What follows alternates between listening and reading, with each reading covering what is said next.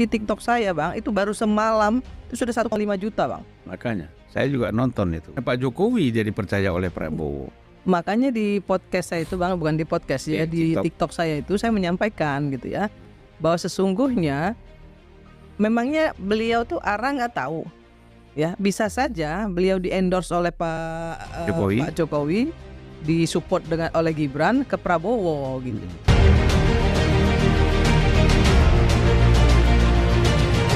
Ya teman-teman, selamat bergabung kembali di channel Ujang Halu. Buntut statement Marwarar Sirait kini melebar kemana-mana. Dalam sebuah podcast Unpacking Indonesia terbaru, Bung Julpan Lindan mengundang politisi kebanggaan Indonesia dari Partai Nasdem, Irma Suryani. Ibu Irma dengan tegas menyayangkan statement Bung Ara yang kini bikin gaduh suasana perpolitikan negeri. Bayangkan video TikTok Ibu Irma yang membahas statement Bung Ara ini dihujani 1,5 juta komentar dalam satu malam. Yang isi komentarnya hampir semua mengecam statement dari Bung Ara ini. Nah, seperti apa pendapat Ibu Irma menanggapi statement Bung Ara yang kontroversi ini? Mari kita simak videonya. Nah, tapi saya melihat kenapa Kakak Irma kok kalau saya lihat di TikTok itu kayaknya ada kesel, ada marah, ada apa ya? Bukan marah dalam konteks emosi ya, tapi marah saya lihat kok begini nih, ya kan? Jadi sebelum jauh-jauh hari sudah dapat peringatan dulu nih. Gimana Kak Irma ini? Ya jadi begini Bang, saya tuh kebetulan dapat WA dari semua penggemar saya lah ya, fan-fan saya. Itu bilang, Bunda, tolong dong komentarin ini menteri kita yang penjilat gitu kan, menteri kita yang melecehkan Wapres gitu, itulah intinya. Ya, tidak ada fotonya Gibran. Jadi itu mereka minta saya berkomentar soal itu. Mereka sebenarnya banyak masalah-masalah juga saya diminta untuk bicara, speak up gitu. Saya langsung saya lihat tuh ininya YouTube-nya yang beliau ngomong itu. Maka kemudian setelah saya dengar sampai habis, saya teliti, baru saya bicara. Saya kira memang ini menurut saya Ara ini kalau kata orang India gitu, sudah melampaui batasannya. Nah, gitu ya. Karena kalau kita bicara satu komando, Bang, itu yang satu komando itu satu perintah itu program kerja, Bang, bukan foto. Gitu. Kalau foto menurut saya ya wajiblah presiden dan wakil presiden gitu. Apalagi kemudian diungkapkan gitu ya dengan sebuah narasi gitu ya. Saya sudah minta izin dengan Wapres gitu ya. Yang saya pasang hanya foto presiden karena ini komandonya hanya satu, presiden gitu. Nah, bagi saya itu hal yang gak masuk akal. Karena kan visi misi presiden itu adalah visi misi presiden dan wakil presiden. Wakil presiden nggak boleh punya visi, nggak boleh punya misi, kan satu. Include di dalamnya. Di dalamnya. Nah, mereka berdua kan yang sudah memutuskan bersama gitu. Karena yang dipilih oleh rakyat kan mereka berdua, bukan hanya sendiri. Nah, tapi perintah komando tentu harus dari presiden. Kecuali presiden berhalangan baru wakil presiden kan seperti itu. Tapi kan nggak perlu diungkap seperti itu. Ya itu menurut saya itu sebuah pelecehan lah terhadap Gibran. Walaupun dia minta izin, tapi menurut saya alangkah kasihannya gitu ya, alangkah tidak patutnya gitu ya, tidak elegannya gitu. Seorang Marwarar Sirait yang saya kira punya kapasitas, kapabilitas yang cukup sebagai politisi, bicara seperti itu di publik. Menurut saya itu pelecehan terhadap Gibran. Itu aja sih Bang. Ya tapi kan begini ya, saya heran kenapa dia bisa bersikap seperti itu terhadap Gibran. Kita kan kalau lihat proses perjalanan dia, Ara ini kan dia tadi PDIP.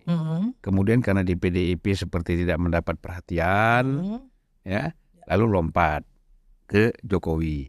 Pak Jokowi menerimanya dengan tangan terbuka dan melakukan support juga. Tanpa Pak Jokowi dia juga nggak jadi apa-apa sebenarnya. Betul. Iya kan? Pak Jokowi support, kemudian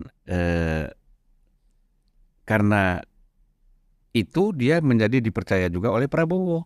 Ya. Gitu loh. Kan endorse-nya Pak Jokowi dia dipercaya oleh Prabowo. Makanya di podcast saya itu Bang, bukan di podcast ya, di TikTok saya itu saya menyampaikan gitu ya, bahwa sesungguhnya memangnya beliau tuh arah nggak tahu ya, bisa saja beliau di endorse oleh Pak Jokowi, disupport oleh Gibran ke Prabowo gitu. Ya kenapa dia harus berlaku seperti itu gitu ya. Kalau menurut saya, kalau orang Jawa bilang itu tinggal gelanggang colong pelayu itu, udah dapat majikan yang baru, yang lama bye-bye gitu kan. Gitu. Nah itu yang akhirnya membuat saya ingin memberikan kritisi, ya memberikan peringatan kepada beliau bahwa itu tidak baik karena itu membuat kegaduhan. Hari ini kan kita bisa lihat nih kaum pembenci, kaum yang membenci Prabowo Gibran ini itu kan selalu membentur-benturkan Prabowo sama Gibran. Ya. Nah, kok dia ikut di situ gitu. Makanya saya langsung protes. Lah, Anda kan bagian yang dipercaya oleh Prabowo, oleh Gibran untuk membackup ya Prabowo Gibran di kementerian. Artinya di seluruh program Prabowo Gibran itu dia harus backup gitu. Kenapa dia harus bicara satu komando? Iya. Dikaitkan dengan itu satu itu nggak usah menteri. Sebenarnya mahasiswa juga tahu kalau satu komando itu presidennya kan. Iya. Kenapa harus dikaitkan gitu loh Bang ya, satu komando, satu perintah itu dengan satu foto? Menurut saya nggak pas. Dan nggak usah diucapkan lah. Iya. Dan tidak etis kalaupun dia tidak mencantumkan foto. Di mana-mana kan secara formal ya, di DPR, di kantor-kantor pemerintah, sampai ke tingkat bawah, itu kan selalu foto presiden dengan wakil presiden, itu kan protapnya memang harus ada kan. Ya. Gitu. Kan lucu kalau hanya foto presiden. Betul Bang. Karena yang dipilih kan berdua. Kan pimpinan nasional kita itu 2 orang. Memang ada dalam konstitusi kita mengatur, seperti Kakak Irma bilang tadi, visi misinya presiden, kemudian keputusan-keputusan presiden dibantu oleh wakil presiden kan. Apalagi kalau misalnya presidennya berhalangan atau wakil presidennya memang diperintah oleh presiden, bukan kerja. Iya. Kan itu kita juga paham itu gitu. Jadi nggak perlu diungkapkan seperti itu di masyarakat gitu. Akhirnya kan masyarakat terbelah, jadi ada kegaduhan di situ Bang. Banyak sekali yang protes. Jadi di TikTok saya Bang, itu baru semalam itu sudah 1,5 juta Bang. Makanya saya juga nonton itu. Sudah 1,5 juta yang marah. Artinya sikap seperti itu ya justru mengadop pikiran-pikiran yang selama ini menyerang. Itu kok arah tadi Kakak Irma bilang arah mengambil itu, kemudian menggunakannya membuat statement yang justru memberi peluang lebih besar lagi. Betul Bang, itu yang saya sesali. Harusnya kan membuat suasana yang tadinya membenturkan antara presiden dan wapres ini menjadi mengecil gitu ya, bukan malah memperlebar. Nah, kalau ini malah memperlebar, makin memperbesar, bahkan membenturkan akhirnya gitu, bahwa ya udah dia memang nggak pantas lah gitu. Dan tidak mungkinlah seorang wakil presiden, apalagi anak muda seperti Gibran, itu jalan sendiri tanpa koordinasi dengan presiden. Betul. Seperti dia membuat pengaduan itu kan. Itu kan pasti ngomong sama presiden. Pasti. Ya kan, ngomong saya mau bikin ini pengalaman saya di wali kota dulu kan, dan itu sukses. Ya jalankan aja, pasti presiden begitu. Ya kan, bahwa orang memanfaatkan itu untuk hal-hal yang negatif, silakan aja. Iya kan, namanya orang. Siapapun bisa positif, bisa negatif kan. Ya kan kita nggak bisa memuaskan semua orang. Tapi kan kita harapkan pikiran-pikiran positif itu justru yang masuk ke situ, kemudian bisa melakukan perbaikan kan. Dan ini kan pasti dia kan nggak bisa ngambil keputusan. Betul, Bang. Pasti ini masukan kepada presiden. Kemarin datang orang ini melaporkan tentang kondisi dan kejadian sesuatu kejadian. Terserah Pak Presiden bagaimana keputusannya kan gitu. Kan nggak mungkin dia ngambil keputusan, nggak bisa. Nggak bisa. Bolpennya ada di presiden. Yang tanda tangan tuh presiden. Makanya. Nah, seperti itu teman-teman, kita juga masih heran ya dengan statementnya Bung Ara ini. Justru dengan beliau berstatement seperti itu, menggali kuburan sendiri ya. Yang tadinya rakyat simpati kepada beliau, kini rakyat memprotes beliau. 1,5 juta loh yang komentar di akun di video TikToknya Ibu Irma ya. Mereka mengungkapkan rasa kecewaannya dan protes statement dari Bung Ara ini yang sangat mengganggu dan bikin gaduh gitu kan. Jadi di sini Bung Ara ini bukannya apa ya? Bukannya memperkecil kegaduhan di mana para pembenci ini yang terus-terusan menyerang Mas Gibran, tetapi malah terkesan memperluas, memperlebar gitu, memberi jalan untuk para pembenci ini menyerang jadinya gitu kan. Dan Bung Ara ini kenapa ada di sana gitu ya posisinya gitu. Jadi seolah jadi kayak ada udang di balik batunya enggak sih? Dan inilah yang membuat saya sangat kagum kepada Ibu Irma ya. Beliau ini adalah sosok politisi senior yang bukan membela Pak Jokowi, bukan membela Mas Gibran, bukan juga membela Bapak Prabowo. Bu Irma ini sebenarnya adalah orang yang netral ya.